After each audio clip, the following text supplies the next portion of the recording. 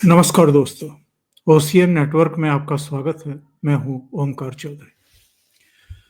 देखिए, लोकसभा चुनाव और उसके बाद अब तक हुए 5 राज्यों के चुनाव और उनके नतीजे, यानी लोकसभा चुनाव का भी नतीजा जिसमें भारतीय जनता पार्टी को थोड़ा-सा डेंट लगा, बहुमत से 32 सीटें दूर रह गई। लेकिन चूंकि एनडीए की 292-93 सीटें आ गई थी, इसलिए नरेंद्र मोदी तीसरी बार प्रधानमंत्री बन गए। इसके बावजूद बन गए कि देश के भीतर भी कुछ ताकतें थी जो उनके बारे में, उनकी सरकार के बारे में तमाम तरह के दुष्प्रचार कर रही थी। और देश के बाहर तो आप जानते ही हैं, अमेरिका का डीप स्टेट, जॉर्ज सोरोस और तमाम दूसरी ताकतें जो कनाडा से लेकर के और ब्रिटेन और कई देशों में बैठी हुई थी, और एक पूरी लॉबी, एक पूरा इकोसिस्टम जो यहाँ भी काम करता है और विदेशों में भी काम करता है कि नरेंद्र मोदी किसी भी तरीके से तीसरी बार प्रधानमंत्री ना बन जाएं, तो वो बन गए। इनके तमाम प्रयासों, साजिशों के बावजूद बन गए, एक हिस्ट्री क्रिएट कर दी। और लोकसभा के बाद 5 राज्यों में चुनाव हुए हैं: जम्मू कश्मीर, हरियाणा, महाराष्ट्र, झारखंड और दिल्ली। इनमें से 3 राज्यों में भारतीय जनता पार्टी की अपनी सरकार, अपने मुख्यमंत्री। दिल्ली में बन जाएगा, जैसे ही प्रधानमंत्री फ्रांस से लौटेंगे तो यहाँ भी मुख्यमंत्री का चेहरा तय हो जाएगा, शपथ ग्रहण हो जाएगा, कैबिनेट बन जाएगा और काम करना शुरू करेंगे। यानी भारतीय जनता पार्टी की जीत का जो क्रम लोकसभा चुनाव से पहले भी जारी था, वो 22 की आप याद करिए, 5 राज्यों के चुनाव थे: उत्तर प्रदेश, उत्तराखंड, पंजाब, मणिपुर, गोवा। 4 राज्यों में उस समय भारतीय जनता पार्टी की सरकारें थी, पंजाब में कांग्रेस की सरकार थी, बाकी 4 राज्यों में भारतीय जनता पार्टी की सरकारें थी। उस चुनाव में भी जो वो 13 महीने का तथाकथित किसान आंदोलन चलाया गया था दिल्ली में, और जिसके सूत्रधार और अगवा पंजाब की ही कथित किसान यूनियन और उनके नेता, जिनमें से ज्यादातर वामपंथी चेहरे हैं, वो थे। और साथ में उन्होंने ये वेस्टर्न यूपी के जो महेंद्र सिंह टिकैत की विरासत को आगे लेकर के चल रहे हैं, राकेश टिकैत, नरेश टिकैत और कुछ दूसरे संगठन जो है, वो भी उन्होंने साथ में ले लिए थे। और वो बहुत ही नियोजित आंदोलन था। उसमें देश के भीतर की ताकतों ने भी फंडेड किया था उसको, और देश से बाहर बैठी हुई ताकतों ने तो खुल करके फंड किया था उसमें। वो 13 महीने का आंदोलन सफल रहा, विफल रहा, पॉलिटिकली तो मैं कहूंगा, जो नुकसान पहुंचाने के लिए वो आंदोलन किया गया था, जो उसका मूल हेतु था, मूल हेतु उसका वो 3 कृषि कानूनों को वापस कराना नहीं था। वो तो एक टूल था, एक बहाना था।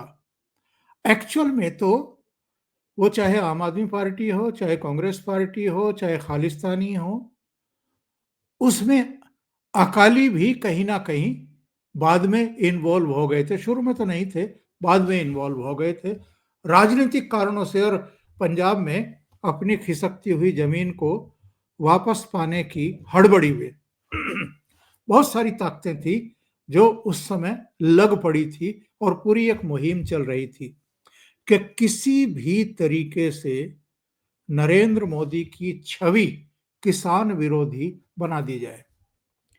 लेकिन वो आंदोलन 13 महीने बाद खत्म हो गया। प्रधानमंत्री ने सोचा कि जब इनको 3 कृषि कानून चाहिए ही नहीं, जब किसानों को अपनी आमदनी बढ़ानी ही नहीं, अपना जीवन स्तर ऊपर उठाना ही नहीं है, तो फिर हम क्यों बेवजह ओखली में सिर दें। तो उन्होंने कहा कि हम वापस लेते हैं भैया, हम आपको समझा नहीं पाए, हमारी बड़ी गलती है और हम राष्ट्र हित में इनको वापस ले रहे हैं। और जिन किसानों के लिए हम एक्चुअल में ये लेकर के आए थे, जो 86-88% किसान थे, उनको हम लेकर उनके लिए लेकर के आए थे, उनसे हम क्षमा चाहते हैं। वो वापस हो गए साहब। लेकिन इतने से बात बननी नहीं थी इनकी। इनको लगा कि आंदोलन तो वापस हो गया, ये सब तो अपने घरों में चले गए वापस। यानी जो इन्वेस्ट किया था इन लोगों ने मिल मिला करके, देश के भीतर की ताकतों ने भी और देश के बाहर की ताकतों ने भी, उनको लगा कि जो हमारा मूल उद्देश्य था वो तो अभी पूरा हुआ ही नहीं है। और आपको याद होगा ये नवंबर की घटना है जब ये आंदोलन वापस हुआ और जनवरी फरवरी में इन 5 राज्यों में चुनाव थे। उत्तर प्रदेश में योगी आदित्यनाथ की सरकार थी, वहां धामी साहब की थी। पंजाब में चरणजीत चन्नी को ले आए थे कैप्टन अमरिंदर सिंह की जगह। गोवा में प्रमोद सावंत बीजेपी के, मणिपुर में भी बीजेपी के मुख्यमंत्री थे। 4 राज्यों में जब 5 राज्यों में जब चुनाव शुरू हुआ, प्रचार शुरू हुआ, तो आप याद करिए ये राकेश टिकैत और योगेंद्र यादव उत्तर प्रदेश के अलग अलग जिलों में जाकर के प्रेस कॉन्फ्रेंस किया करते थे और प्रेस कॉन्फ्रेंस करके भारतीय जनता पार्टी को हराने की खुली अपील कर रहे थे। कोई शर्म नहीं था, कोई लिहाज नहीं था। वैसे बताते थे कि हम तो गैर राजनीतिक आंदोलनकारी हैं, जिनको प्रधानमंत्री ने आंदोलन जीवी का नाम दिया था, और विशुद्ध राजनीति करने पर आमादा हो गए थे। और बाद में ये योगेंद्र यादव जो बड़ा चबा चबा करके और बड़े स्टाइल में बोलता है, इसने एक इंटरव्यू में ये कहा कि जी हमने पिच तो तैयार कर दी थी, उस पर रोड रोलर भी चला दिया था। अब अगर अखिलेश यादव ठीक से बैटिंग नहीं कर पाए, फील्डिंग नहीं कर पाए, अच्छी बॉलिंग नहीं कर पाए, तो हम क्या कर सकते हैं। हम तो बल्ला लेकर के मैदान में उतरेंगे नहीं। यानी ये जो 13 महीने का आंदोलन था, ये अखिलेश यादव के लिए था, उनके लिए पिच तैयार हो रही थी और योगी की विदाई के लिए साजिशें और षड्यंत्र रचे गए थे। इसी तरीके से कांग्रेस, जिसका पानी उतर चुका है, और ये हर चुनाव दर चुनाव हमें पता लग रहा है, देश की जनता को पता लग रहा है कि जनता ने कांग्रेस का साथ छोड़ दिया है। उसको लग रहा था कि इस तरह के ये आंदोलन करके, साजिशें रच के पंजाब में शायद वापसी हो जाए, क्योंकि पंजाब में नरेंद्र मोदी को एक विलेन की तरह इन लोगों ने प्रचारित किया था और वहां की मंडियों का खेल था, व्यापारियों का खेल था, वो फंड भी दे रहे थे इनको, आंदोलन जीवियों को। लेकिन क्या हुआ पंजाब में? बाकी 4 राज्यों में तो भारतीय जनता पार्टी की सरकार बन गई, पंजाब में आम आदमी पार्टी की सरकार बन गई। यानी कांग्रेस ठन ठन गोपाल हो गई। उसने जो भी इन्वेस्ट किया होगा, जो भी खर्चा किया होगा, जो भी सुपारी दी होगी, वो पानी में गया सब कुछ। और अरविंद केजरीवाल का भी इन्वेस्टमेंट तो था साहब, पर्दे के पीछे से बहुत खेल किए गए थे, तो उनको पंजाब में सरकार बनाने का मौका मिल गया। अब देखिए, दिल्ली से किस्सा खत्म हुआ इनका, तो कम से कम एक पंजाब की सरकार तो है अपने हाथ में अभी। यानी कमाई का साधन तो है, फंड जुटाने का एक जरिया तो है। तो दिल्ली में हारते ही सबसे पहला काम देख लीजिए अब अरविंद केजरीवाल ने क्या किया है। सबसे पहले सारे एमएलए, मिनिस्टर्स, चीफ मिनिस्टर सबको दिल्ली बुला लिया और बैठ करके मीटिंग करी। मीडिया के लिए जो गुड़ी गुड़ी बातें की जा रही हैं, जिस सबको निर्देश दिए गए, सब अपने अपने विधानसभा क्षेत्रों में जाओ, जमीन पर काम करो। जमीन पर कभी दिल्ली में काम किया है क्या अरविंद केजरीवाल ने? या मनीष सिसोदिया ने या आतिशी मारलेना ने या सौरभ भारद्वाज ने, किसी ने भी किया है क्या? गोपाल राय हो, जितने भी ये हैं, सत्येंद्र, कभी काम नहीं किया। केवल प्रेस कॉन्फ्रेंस की, और मीडिया को मैनेज करना तो इन पे आता ही है। तो ये सब कर्मकांड ये करते रहे और दिल्ली में अपनी जमीन गंवा बैठे, खो बैठे। वापस आते हैं उसी मुद्दे पर। भारतीय जनता पार्टी के खिलाफ आम आदमी पार्टी, कांग्रेस पार्टी, देश में बैठी दूसरी ताकतें, पूरा इकोसिस्टम, विदेशों में बैठी हुई वो सारी ताकतें, डीप स्टेट, जॉर्ज सोरोस, ये पन्नू सन्नू जितने खालिस्तानी वगैरह, इन सब का एक नेक्सस था। और ये नेक्सस इसलिए था कि साहब, भारतीय जनता पार्टी अगर नरेंद्र मोदी के नेतृत्व में अलग अलग राज्यों में बनी रही और केंद्र में भी बनी रही, तो ये जो 2047 तक भारत को विकसित राष्ट्र बनाने का संकल्प व्यक्त कर रहे हैं, ये इसको सिद्धि में बदल देंगे। और उसके बाद जो इनकी साजिशें हैं, यानी खालिस्तानियों का एजेंडा क्या है? एक एनार्की की सिचुएशन बिल्डअप करो और उसके लिए चाहे जिसकी मदद लेनी पड़े। जो 80 और 90 के दशक में 1995 तक पंजाब की सिचुएशन थी, वैसी सिचुएशन पंजाब में क्रिएट करो।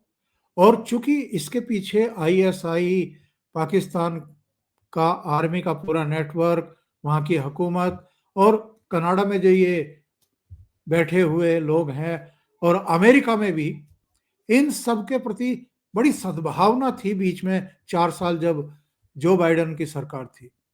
तो इन सब का एक ही हेतु था कि भारत को अस्थिर कर दो, अराजकता की आग में, भट्टी में झोंक दो।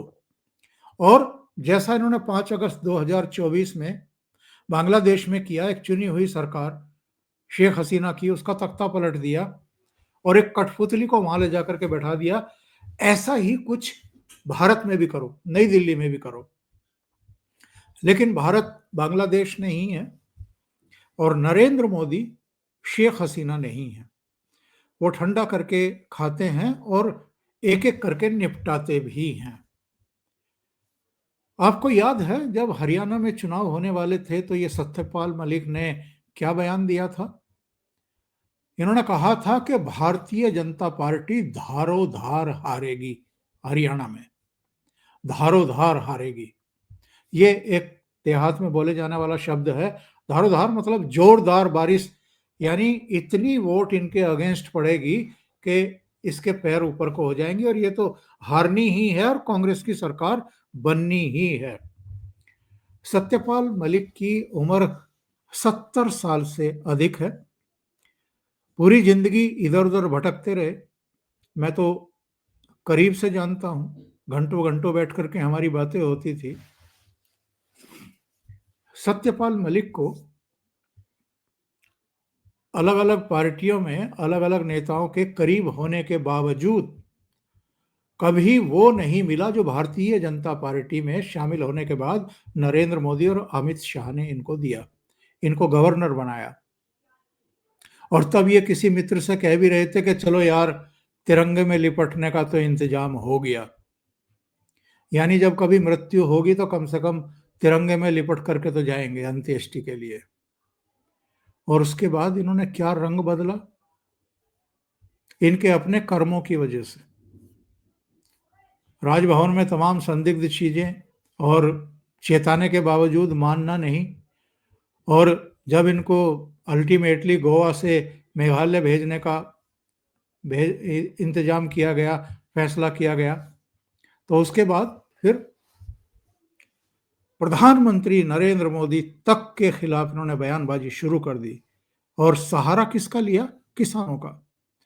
तो जो हरियाणा में भारतीय जनता पार्टी के धारोधार हारने की घोषणा कर रहे थे, ऐलान कर रहे थे, इच्छा व्यक्त कर रहे थे, वो सत्यपाल मलिक भारतीय जनता पार्टी की निरंतरता में हरियाणा में तीसरी बार सरकार गठित होते हुए देखने के लिए अभिशप्त हुए। और केवल हरियाणा में नहीं, उसके बाद तो महाराष्ट्र में भी कीर्तिमान स्थापित किया। अब दिल्ली में सरकार बनने जा रही है, उस दिल्ली में जिसमें 13 महीने तक ला करके आंदोलन जीवियों को बैठाया गया। प्रधानमंत्री नरेंद्र मोदी की छवि को मलिन करने की कोशिश की गई, इनको गालियां बकवाई गई और उसमें दिल्ली का मीडिया भी संलिप्त था, शामिल था। रोज आधा आधा घंटे के कई कई बार रिपीट करने वाले इंटरव्यूज, कभी गुरनाम सिंह चढ़ूनी के, कभी राकेश टिकैत के, कभी पंजाब से जो लोग वो वामपंथी चेहरे आए थे उनके, लगातार ये होता था। और नतीजा देखा था पूरे देश ने, लाल किले की पवित्रता को भंग किया गया था। लाल किले पर वो खालिस्तानी तत्व चढ़ गए थे, वहां एक धार्मिक झंडा लगा दिया गया था, जहां लाल किले की प्राचीर पर आमतौर पर 15 अगस्त को देश का प्रधानमंत्री राष्ट्रीय ध्वज फहराता है, उसके ठीक बगल में। तो जो एनार्की की सिचुएशंस क्रिएट की गई थी, उसमें भी धैर्य रखना और दिल्ली पुलिस को कहना, अमित शाह को कहना प्रधानमंत्री के द्वारा कि गोली ना चल जाए, किसी तरह की अप्रिय घटना ना हो जाए, क्योंकि ये लोग तो यही चाहते थे। 10, 20, 50 अगर किसानों के नाम पर नौजवान मर जाएं, तो फिर राष्ट्रीय अंतर्राष्ट्रीय स्तर पर नरेंद्र मोदी को बदनाम करो, किसान विरोधी, जन विरोधी साबित करो, और फिर इनको चलता करने के लिए देश भर में बड़ा आंदोलन छेड़ दो। उन सारी ताकतों को इकट्ठा कर लो जो भारतीय जनता पार्टी की सत्ता को हटाना चाहती हैं, बेदखल करना चाहती हैं नरेंद्र मोदी को। गोलीबारी हो जाए, इस तरह का कुछ कांड हो जाए, कुछ लोग मर जाएं, तो ये जरा आसान हो जाता है। फिर मीडिया भी उन्हीं के साथ पक्के तौर पर खुल करके सामने आ जाता, उस समय भी था, लेकिन वो नहीं हुआ। और हरियाणा, महाराष्ट्र और दिल्ली, और उससे पहले 2022 में उत्तर प्रदेश, उत्तराखंड, पंजाब, इन सब में भारतीय जनता पार्टी की सरकारें ना बनने पाए फिर से, इसके लिए वो आंदोलन चलाया गया था। और उसके बाद भी हमें याद रखना चाहिए, हम लोगों की का स्मृति दोष है, हम भूल बहुत जल्दी जाते हैं। वो आंदोलन खत्म हुआ, प्रधानमंत्री ने समझदारी के साथ तीनों कृषि कानून वापस लेने का ऐलान कर दिया, तो पहलवान बेटियों को जंतर मंतर पर ला करके बैठा दिया गया और कहा गया कि भारतीय जनता पार्टी के सांसद और कुश्ती महासंघ के सर्वे सर्वा ब्रजभूषण शरण सिंह ने उनका यौन शोषण किया है। पहले छेड़छाड़ की और कुछ दूसरी बातें थी, बाद में यौन शोषण, और कुछ चैनलों ने, कुछ मीडिया के लोगों ने सोशल मीडिया पर बलात्कार तक की संज्ञा दे दी ब्रजभूषण शरण सिंह पर। और निशाने पर कौन थे उस समय भी? प्रधानमंत्री नरेंद्र मोदी। प्रेस कॉन्फ्रेंस होती थी, इनके जमावड़े लगते थे वहां पर, राकेश टिकैत भी गए, नरेश टिकैत भी गए, भूपेंद्र सिंह हुड्डा, दीपेंद्र हुड्डा, चौधरी वीरेंद्र सिंह, सत्यपाल मलिक, कौन कौन नहीं गया, अरविंद केजरीवाल, ये सब जंतर मंतर पर उन पहलवान बेटियों के साथ खड़े हुए दिखाई दे रहे थे। हम तो तभी कह रहे थे कि ये पूरी तरीके से पॉलिटिकली मोटिवेटेड आंदोलन है, इसका हेतु कुछ और है। ये लोकसभा चुनाव में नरेंद्र मोदी को नुकसान पहुंचाने के लिए है। आगे हरियाणा में जब भी चुनाव होंगे, उन विधानसभा चुनाव में भूपेंद्र सिंह हुड्डा परिवार के पक्ष में माहौल बनाने के लिए है। तब बहुत सारे लोग आलोचना करते थे, अरे भाई बेटियों के साथ ये हुआ है। और उसके बाद क्या हो देखा हमने, वो सारी चीजें जो हम कह रहे थे वो एक एक करके सामने आनी शुरू हो गई। लेकिन थैंक गॉड हरियाणा के लोगों ने भांप लिया उस चीज को, और भूपेंद्र सिंह हुड्डा और दीपेंद्र हुड्डा जिस तरीके से इन पहलवान बेटियों के आंदोलन को हर तरह की मदद कर रहे थे, भीड़ जुटाने में भी, लोगों को लाने में भी, बैठाने में भी, एक अराजकता की स्थिति पैदा करने में भी वो भी किसी से दबी छिपी नहीं थी। और जब पेरिस से ये हार करके आई विनेश फोगाट, तो हवाई अड्डे से ही किस तरीके से अपनी गिरफ्त में एक तरीके से ले लिया दीपेंद्र हुड्डा ने, और बलाली तक एक प्रदर्शन किया, प्रेस कॉन्फ्रेंस करते हुए गए और माहौल बनाने की कोशिश की, खाप पंचायतों को इन्वॉल्व किया। और लोकसभा चुनाव से 2 महीने पहले फरवरी के फर्स्ट वीक में 11 फरवरी को शंभू बॉर्डर पर पंजाब से किसान ला करके बैठाए गए, किसानों के नाम पर भीड़ ला करके बैठाई गई। और उसमें भी शुरू के वीडियो निकाल करके देखिए, खालिस्तानी तत्व किस किस तरह की धमकियां प्रधानमंत्री नरेंद्र मोदी को दे रहे थे। और यही डल्लेवाल जो अभी तथाकथित आमरण अनशन पर बैठा है 70-75 दिन से और कुछ हो ही नहीं रहा, ये तब इसका एक वीडियो वायरल हुआ था जिसमें ये कह रहा था कि मंदिर के चलते प्रधानमंत्री नरेंद्र मोदी की लोकप्रियता बहुत ऊपर चली गई है, टाइम माड़ा है और इस लोकप्रियता को नीचे लाना है। क्यों भाई, तुम नीचे क्यों लाना चाहते हो? तुम किसानों के ठेकेदार बने हुए हो, किसानों की बात करो, प्रधानमंत्री की लोकप्रियता से तुम्हें क्या लेना देना है? लेकिन उससे ये पता चला कि ये सारे सुपारीबाज हैं, मोटी रकम लेते हैं, मोटा सौदा करते हैं और किसी खास मकसद से कहीं भी धरने पर आकर के बैठ जाते हैं। और जिस तरीके से सोशल मीडिया पर हम जैसे बहुत सारे लोगों ने इनको एक्सपोज करना शुरू किया, उससे लोगों में जागरूकता आई। उसका नतीजा ये निकला कि इनकी दुकानें बंद हो गई, इनकी शटर बंद हो गई और लोगों ने वो किया जो उनको वास्तव में दिख रहा था और जो समझ में आ रहा था हम लोगों के समझाने की वजह से। तो मैं आखिर में ये कहूंगा इस प्रोग्राम के कि कुछ लोगों की परमानेंट दुकानें बंद होने जा रही हैं। इधर राकेश टिकैत भी योगी आदित्यनाथ की महाकुंभ की व्यवस्थाओं की प्रशंसा करते हुए दिखाई दे रहे हैं। हालांकि कुछ दिन पहले कह रहे थे कि दिल्ली में एक बड़ा आंदोलन करना पड़ेगा, 4 लाख ट्रैक्टर लेकर के पहुंचना पड़ेगा। लेकिन राकेश टिकैत जानते हैं कि एक्चुअल में वो कहाँ खड़े हैं। और जनता ने, उत्तर प्रदेश की जनता ने 2022 में औकात दिखाई कि प्रेस कॉन्फ्रेंस कर लो, कुछ भी षड्यंत्र रच लो, वोट वहां करेंगे जहां हमारे विकास के काम हो रहे हैं, जहां शांति और सुरक्षा मिल रही है, जो हमारी बहन बेटियों की रक्षा सुरक्षा की दायित्व अपने कंधे पर लिए हुए हैं। और उसके बाद लोकसभा चुनाव में भी थोड़ा सा नुकसान हुआ, लेकिन फिर से प्रधानमंत्री नरेंद्र मोदी बने। उसके बाद 3 राज्य सिरे से भारतीय जनता पार्टी जीत चुकी है। तो चाहे योगेंद्र यादव हो, चाहे राकेश टिकैत हो, चाहे सत्यपाल मलिक हो, अब सिर्फ गुटरगू कर रहे हैं, इनके गले से आवाजें नहीं निकल पाएंगी, क्योंकि जिस पिच को ये तैयार कर रहे थे विरोधियों के लिए, भाजपा विरोधियों के लिए, उन विरोधियों की भी दुकानें बंद हो रही हैं। आप देख लीजिए कांग्रेस का क्या हाल हुआ है, राहुल गांधी का क्या हाल हुआ है। आप देख लीजिए उत्तर प्रदेश में अखिलेश यादव का क्या बुरा हाल हुआ है। 10 विधानसभा सीटों के उपचुनाव हुए हैं, केवल 2 में जीत पाए हैं ये, एक करहल जो इनके अपने घर की है और एक शीशामऊ। बाकी कुंदरकी और मीरापुर जैसी सीटें भी हारी और भारतीय जनता पार्टी ने 8 सीटें जीत ली।